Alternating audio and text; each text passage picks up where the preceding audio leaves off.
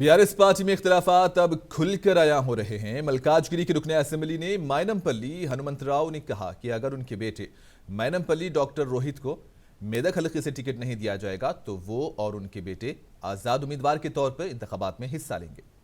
मायनमपल्ली हनुमंतराव का यह कहना है कि उनके बेटे रोहित ने कोविड के दौरान अपनी जाती रकम 8 करोड़ रुपयों से लोगों की इमदाद की है।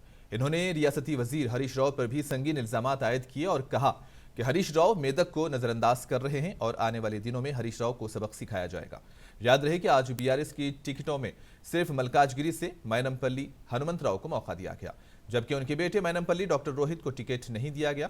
अब देखना यह है कि क्या बाप और बेटे दोनों आजाद उम्मीदवार के तौर पर इलेक्शन लड़ेंगे। मायनमपल्ली के तबसरे पर वजीर आला केसीआर ने कहा कि मुखालिफ पार्टी सरगर्मियों में कितना भी बड़ा लीडर क्यों ना हो, उसे बख्शा नहीं जाएगा। ఏ విధంగా అతను రబ్బర్ చెప్పులతో వెల్బా హాస్టల్కి వచ్చిన రోజులు మరి మర్చిపోయాడు, ట్రంక్ డబ్బాతో వచ్చాడు. ఇవాళ ఏ స్థాయిలో ఉన్నాడు హరీష్ రావు అవన్నీ కూడా గమనించాలా. 100కి 100 పాళ్ళు హరీష్ రావుకు బుద్ధి చెప్తాను. ఈసారంటే నాకు టైం లేదు. మెదక్ కాన్సన్ట్రేట్ చేస్తాను, మల్కాజ్గిరి కాన్సన్ట్రేట్ చేస్తాను.